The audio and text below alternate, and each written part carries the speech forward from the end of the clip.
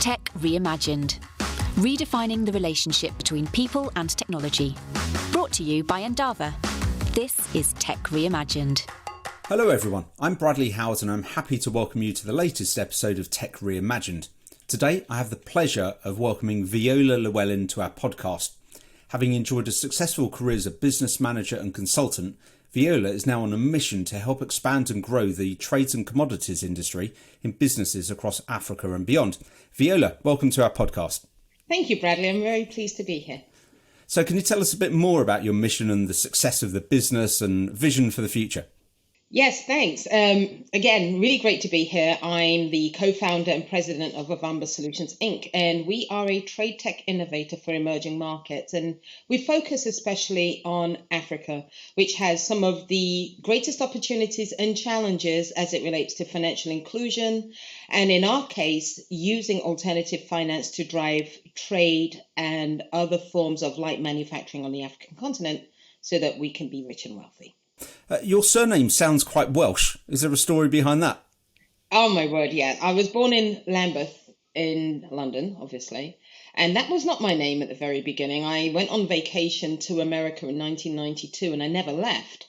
But along the way, my second and final husband is the Jamaican from New York who has Welsh ancestry. So I had to leave all the way from the United Kingdom to find that name with all the L's in it. So it's pretty groovy. Well, thanks very much for that. So in today's episode, we're going to be looking at how we can achieve financial inclusion through technology. So let's start at the beginning. Can you define for us what is financial inclusion and who is excluded and why they're excluded? Well, when we first started out, it seemed really such a simple no-brainer question. And from the African perspective, financial inclusion always was followed by the word access to credit. So when we started in Cameroon in 2013, our definition of financial inclusion was help more businesses get loans from banks. And I no longer have that as a definition anymore. So for us today, financial inclusion is allowing the democracy of access to be available to everybody in a form that fits them both culturally and realistically. And it's got very little to do with banking. It's about an ecosystem development for the access to wealth, transferable wealth, financial inclusion, business support, and financial literacy. That's really interesting because whenever I've thought about financial inclusion in the past, I've always thought about it at a person level, but you immediately start at a business level. Yes. So research has shown that the World Bank estimates that about 1.7 billion adults worldwide still lack access to a bank account. Is it statistics like these that drive your commitment to the fintech space of financial inclusivity? It does now, especially when speaking in public, but the truth of the matter is none of those numbers were driving any form of creativity. We started out thinking, wow, let's take advantage of the Jobs Act here in the United States, where I currently live in Maryland, and peer-to-peer lending and crowdfunding was de rigueur back in 2012, 2013. And we thought to ourselves, but Africans have been doing this for millennia. We've always gathered together in informal groups to share risk, but we didn't use that language. But in order to just make the available capital gain some velocity in and out of people's pockets based on the trust factor of their social connections. So we thought, we'll just go digitize that, and nothing could have been worse because back then the tools and the market acceptance were just not available. But we've since developed from there to where we're looking at different ways to innovate digital solutions to make this happen quickly, again, with that trust factor that we talked about. It's changed a lot. And when you talk about creativity, is that at a technical level or is that at a business level? It's at both levels. On the business level, for us, it started out with how can we get money into the hands of customers by defining who is risk-worthy, and how can we ensure that there is the willingness to repay and the ability to repay. To do that, the conclusion we came to is we can't do it through banking. And banking is defined, especially in Central Africa, as charging interest for money, which makes you unregulated. You're not a bank. You cannot extend capital. So our creativity came from, well, what are people doing with this money? And you mentioned earlier about I believe employment, and the point I was going to make was the African continent doesn't have social welfare. We don't have credit bureaus. We have to be able to understand who's the right person to give this money to in a way that mitigates the risk. And for us, that means buying the goods that they need so that they can buy it back. So that's the creativity side on the business side.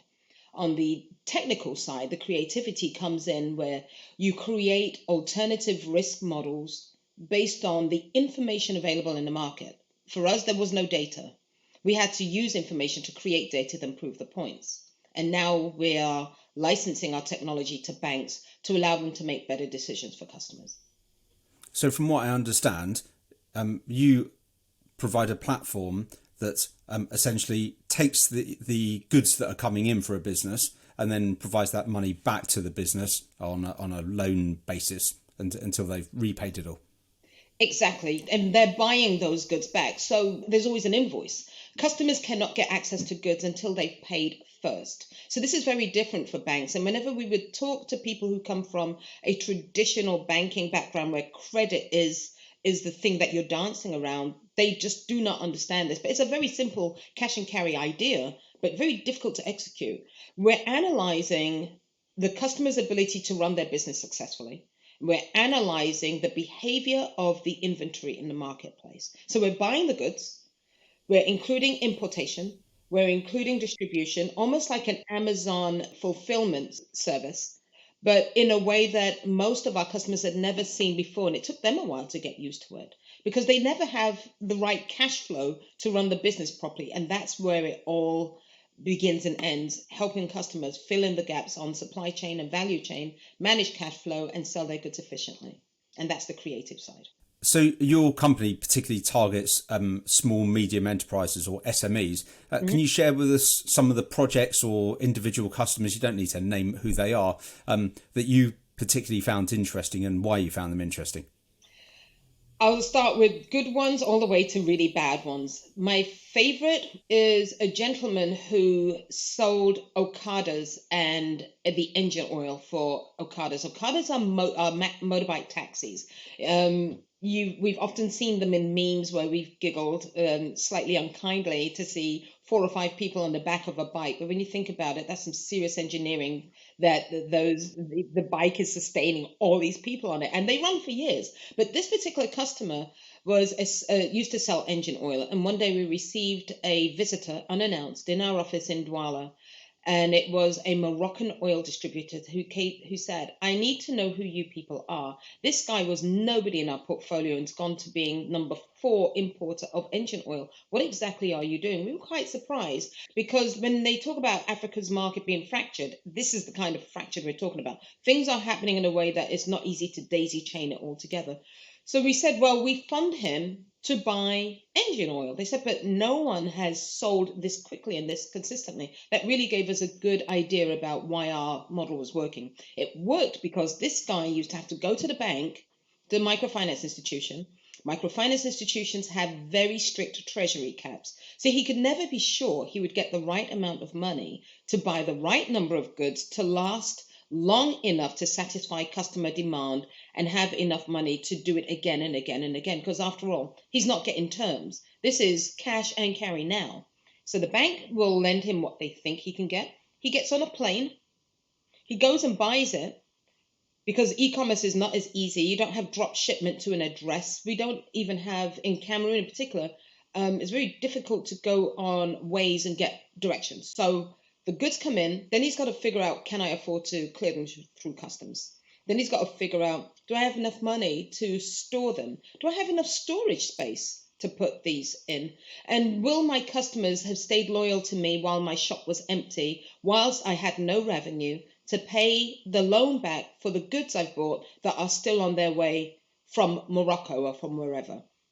We resolved the problem by using our AI to understand the rotation and the use and the purchase levels of that engine oil by watching what Okadas were doing in town and analyzing what he did with his sales before. So next thing you know, our system is sending him automated messages saying it's time to order more, which of course he can afford because now he's got proper cash flow.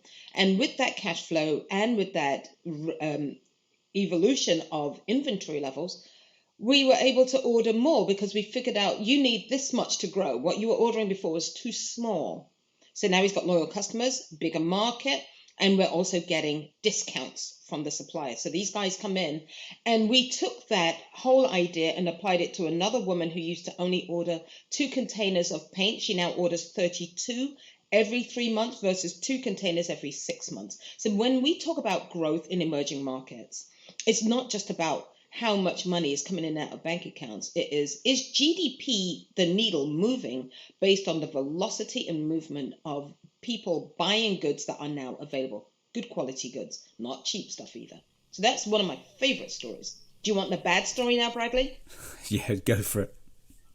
Bad story is where fraud and data protection come into play across our platform when a guy applies for a transaction on our mobile app, provides us with all the information about the supplier, but this silly twit didn't realize we also read IP addresses. Next thing you know, you see that all of the beautifully crafted letter-headed paper and invoices are actually coming directly from his computer as well. We were able to catch that and prevent round tripping. So is your ultimate aim that your customers are able to stand on their own feet without needing to go through you once they hit a level of maturity in their own cash flow? No, and it would be quite disingenuous for me to say, yes, I just want them to be all independent. No, I want them sticky and stuck with me for larger quantities of capital so that we can transition customers from micro, small, and medium, and we can transition them from survivalist and informal to either formal or informal but mighty, and also to give global investors a choice of good, well-curated, investable opportunities on the African continent. And the third part of that stool is so that banks can now sell their commercial products to customers who they generally don't pay any attention to. It relates to your previous question, Bradley, financial inclusion. These are the customers that the banks ignore because they're costly and difficult to fund, and the risk and the impact to their portfolios are very high because they don't have the cash flow ability and business skills to run their businesses profitably well. Our job is to make them profitable, wealthy, transfer that wealth, able to take on bank products, and to give them the choice. They don't have to be formal. That is not the goal of all businesses. How can we encourage traditional corporations and banks and other financial companies to help provide for financially excluded parts of society, wherever they might be, Africa, even in the West?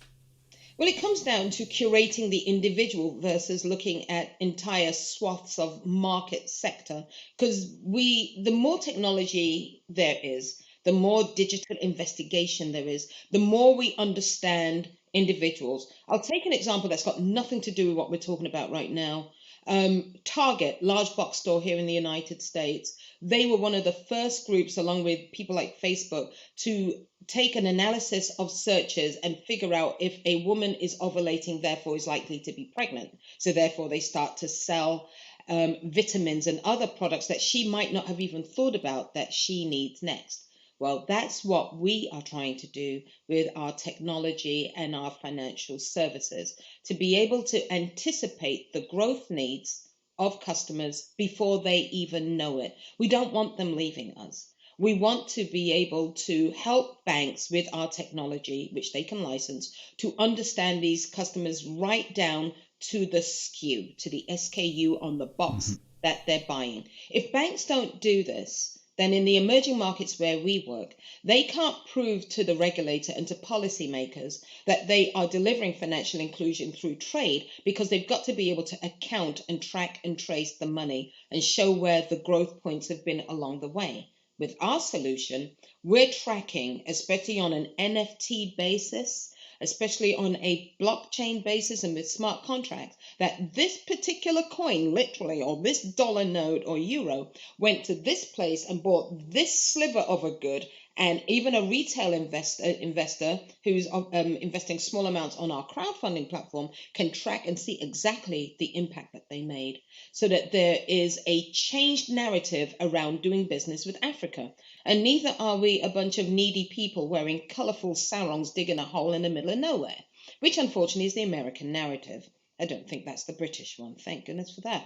But we've got to be able to use our financial innovations to make changes in so many other areas, not just finance.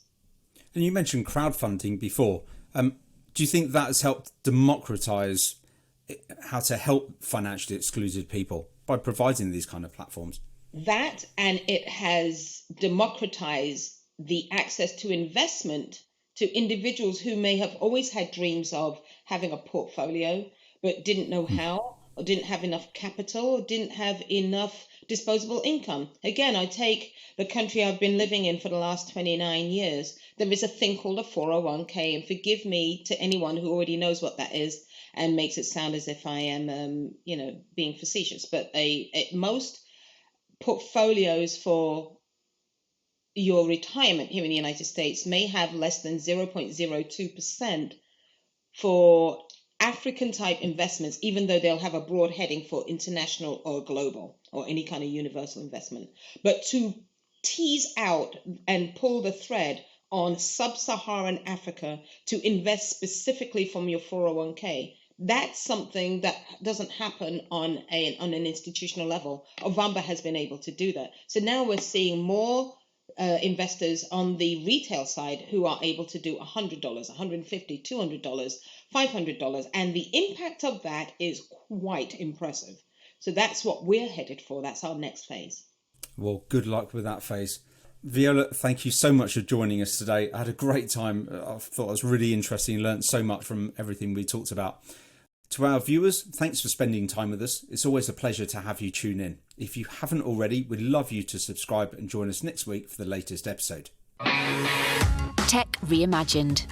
Redefining the relationship between people and technology. Brought to you by Endava. This is Tech Reimagined.